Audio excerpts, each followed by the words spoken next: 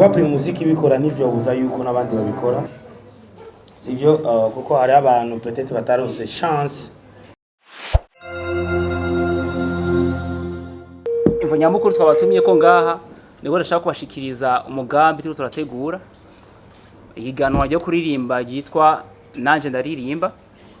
Uwo mugambi iyo projet twaba twarayanditse twarayiteguye yaraciye amezi nkane, hama ubu akaba rero tugiye dushire ku mugaragaro yandikwa yaratanguye kwano bifuza guparticipamwe. Nanje ndaririmba n'umugambi twiyumviriye bivanye n'igihe tugezemwo ca covid. Twarihweje dusanga ama evenement menshi, ama spectacle, ama competition bijanye na entertainment vyinshi bibera kuri line bivanye na nikiza cha covid. Dusanga mu Burundi naho nyene murabizi ko ama evenement menshi arassemble abantu benshi yahagaritswe. Ravuga ati hariho amatala menshi usanga muri uyu mwanya bataronka platform cyangwa ukuntu bashobora kwerekana impano zabo kugira ngo baronke ubufasha. Ko dusanzwe turi media en ligne atashobora kuraba ikintu dushobora guterera natwe mu guteza imbere izo mpano. Turageza turandika umugambi nanje ndaririmba aheza amezi 4. No mugambi uha akaryo abajene cyane cyane batarekana impano zabo kugira ngo bire competition n'abandi, hama ababishoboye baronke ubufasha muri côté professionnel, accompagnement hamwe n'amapri atandukanye. Yego, hama ntarandiriye ndafise directeur wa projet ngaha cyangwa babwira ukuntu iyo projet cyangwa umugambi wa competition itunganyije.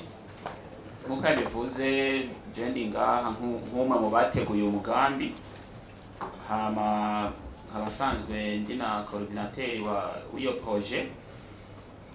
Ntaba twaye umwanya munini nagomba ntangure kuvuga ama critères kugira abantu bashaka kwiyandikisha cyangwa kuza muri iyo projet bamenye ukuntu bazobikora, surtout bamenye uko nabo barimo. Muri critère ya mbere hariho kwanza uyo mugambi uzoraba abantu bafise imyaka iri hagati ya 16 na 35, umva 16 à 35 ans. Ku muntu adashikana iyo myaka canke ku muntu ayirenze urumva uyo mugambi wewe nta mahirwe ufiseko. Bisigura yuko abazoba biyandikishije umunsi wa mbere bazoza tuzoraba ibyangombwa byabo, identité bazoza babizanye kugira juste tuverifie yuko ico kintu ca mbere bagikwize. Ikintu kira kabiri ni nationalité. Twiyumviye yuko umuntu ategereza kuba ari umurundi kugira aje muri yo projet, canke akaba ari umunyamahanga ariko asanzwe aba mu Burundi, umva afite uruhusha rwo kuba mu Burundi nawe nyene arashobora arahawe ikaze. Ikigira gatatu nuko ari umuntu atobasanzwe afise ubundi bufasha atari muri label yariyo yose. Urumva ni ikintu dushaka gufasha amatara atazwi canke atararonka ubufasha. Urumva rero umuntu asanzwe ari muri label bisigura ko abafise abantu bamufasha. Twebwe naho twaba dushaka gufasha abantu batararonka ico kintu gishobora kubafasha. Igikurikira nagomba ncishe gato ku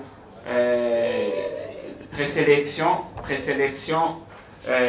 Uyaraza kubabwira amatariki mugenzi wanje ngaha hagiye gusa nagomba ndababwire ibintu bikenerwa. Ikintu ca mbere nuko muri preselection ya mbere umuririmbyi azoririmba indirimbo yose ashaka, bari abazungu ari abarundi, umva indirimbo azi niyo notre jury izoraba kugira ishobore kugira muri preselection. Hanyuma hazoca hasigara abantu 20 nibo bazoba babaye preselectionné. Muri abo 20 nibo bazoca baja muri demi-finale.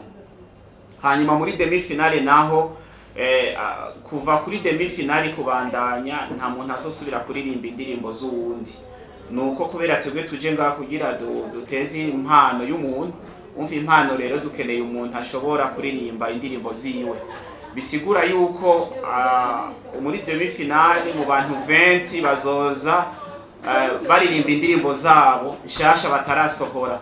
Bisigura yuko ushobora kuba ari indirimbo wiyandikiye canke ufise umuntu yakwandikiye kubera navyo nyene ntibibujijwe, ariko izoba ari indirimbo yawe atari indirimbo wasohorewe n'uwundi. Aho nyene muri demi finale kugira tuborohereze Isana Media twarateguye amabiti bazoririmbiramwo, umva deke turonsa abantu bazoba barenganye muri aba 20 bazoca baza kuri biro yacu bashobore kuronka amabiti cyangwa tuzipartage mu bundi buryo bushoboka kugira bazironke.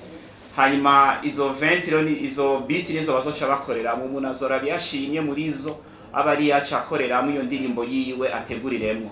Azoba afise 2 semaines yo gutegura indirimbo. Urumva nk'usanzwe afise indirimbo yanditse, umva ivyo bizomworohera no kuraba gusoka nayikorera kuri izo biti twateguye, canke ashoboye kuyandika muri uwo mwanya nico tuma twatanze 2 semaines. Hanyuma après tuzoca iyo yari demi finale. Hanyuma demi finale rero hazoca abo 20 dukuramwo 10. Urumva rero preselection ya 20, hanyuma bace baja muri demi finale bari n'imidirimbo zabo, dusigarane 10 batahe. Hanyuma abo 10 rero nibo tuzoca baja muri finale. Muri finale naho nabo nyene bazosubira baririmba indirimbo zabo kwa no barafise 2 semaines, baronka amabiti bashobora guteguriramwo, kandi baronke na information ishobora kubafasha yuko bashika muri finale indirimbo zabo harimo n'ukuboko kw'abandi cyangwa ubumenyi bw'abandi. Urumva rero aho tuzoca dukora n'abantu bazobereye mu bintu by'umuziki kugira bashobore kubaha information, petite formation professionnelle kugira bashobore kuzoshika muri finale bafise ubumenyi n'indirimbo zabo zimeze neza. Hanyuma ngaho rero muri finale niho tuzoca dushobora kuronka abantu batatu ba mbere bazoca baronka ajya amapri. Ndashobora kuyagira ko wa mbere azoronka miliyoni 2, hanyuma aca kurikiranwa umwaka wose n'isanamu. Bisigura yuko tuzoca tumukorera indirimbo 5, audio 5 na clip 3, ariko panda inane. En même temps azoshobora kuronka abamusuiva muri ico gihe umva bari baramufasha kugira ashobore gusohora indirimbo zimeze neza. Uwa kabiri azoronka miliyoni 1,200,000, hanyuma azosorerwa audio 1.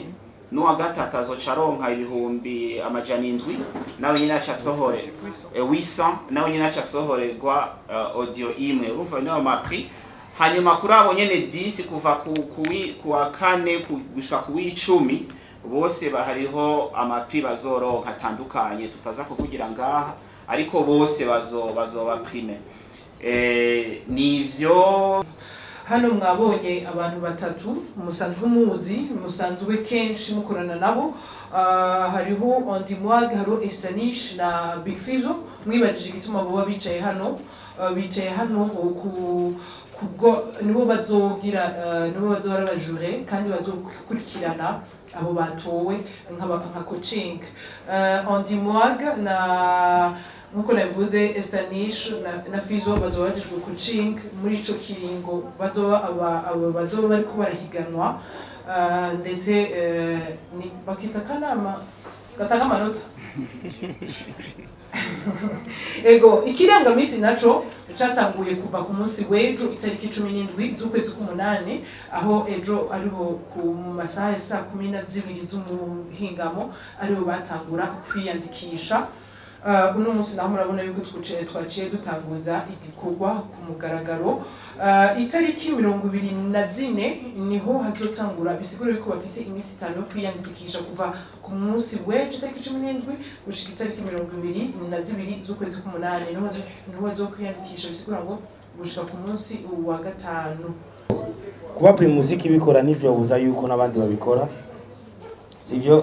Kuko hari abantu peut-être bataronse chance muri ya Primusic kugira batsinde muri Primusic. Nibaza yuko ari impamvu nabo bashimye kubikora, kuko bajya bataronse peut-être ijya chance yo kuganya muri Primusic n'ababironse. Kandi simbona yuko ujya yambaye Gucci nawe ngo ntuwe yambara kubera naka yambaye Gucci, urumva, cyangwa yambaye impuzu imeze uko nawe ntiyambara, urumva. So nibaza ko mu ntumbero y'iki kintu no kuvuga yuko bajya abantu bose bataronse ajya amashance yo kugira baganye canke iki parce que amahiganwa ni menshi araba mugabo iyo umuntu agize ihiganwa ntibivuga yuko n'abandi badashobora kugira iryo higanwa kuko n'umuntu mbere guha chance hari abandi peut-être ko bataronse umwanya wo kuja kwiyandikisha canke guparticipa muri iyo evenement so niyo mpamvu turabikoze en tout cas umwanya urahari kandi abantu bose barafite uburenganzira bwo kwiyandikisha canke ikisi kuvuga ngo kubera naka yabikoze ubundi ntiyobikora canke nuko bacanshwa misi batangiye kuririmba twebwe dufise amatatu tudashobora kuririmba kubera bacanshwa misi batangiye kuririmba urumva nimba ufise talent y'ikintu urashobora kuexpose iyo talent yiwawe abantu peut-être yoba ari chance yawe uno musi utaronse ejo urashobora kuronka yego Nibaza yuko bavuze impano itaraje habona twese mbere yuko dutangura muri industry twaba dufise indirimbo tuba twaranditse nk'ahantu ugasanga urafise composition umaranye imyaka 3 mugabo udafise ahantu ushobora n'umuntu akumviriza composition yawe nibaza ko ivyo biri clair kuba ufise impano itaraserura ushobora kuba waranditse ukayicara na Fizo afise hip hop yanditse kuva afise imyaka 10 yagiye kwisohora afise imyaka peut-être 15 urumva rero bisa yuko aba ari umuntu akwapfuye nivyo bavuze umuntu atari muri label atarafashwa ataraja no kwirade ataravuga no journalist atararonka iryo bakwe donc voilà biri clair kwiyandikisha ni kuri Facebook na Instagram kwisanamu umuntu agiye arashobora kucabona uko nashobora kwiyandikisha n'ibintu atanga hanyuma nivyo nizo nanizibiri gusa ego umva ni kwisana ni kuri Instagram no kuri Facebook Isanamu Media. Isanamu Media. Merci. Ufise ibibazo turaza gutanga inimero za telefone ashobora kubariza ku ibibazo zisanzwe ziriko ariko nkuzikeneye arashobora kugenda zijanye kugira umuntu afise ibibazo byo kwiyandikisha agira umuntu amufasha hariho umuntu abijejwe ngaho murakoze.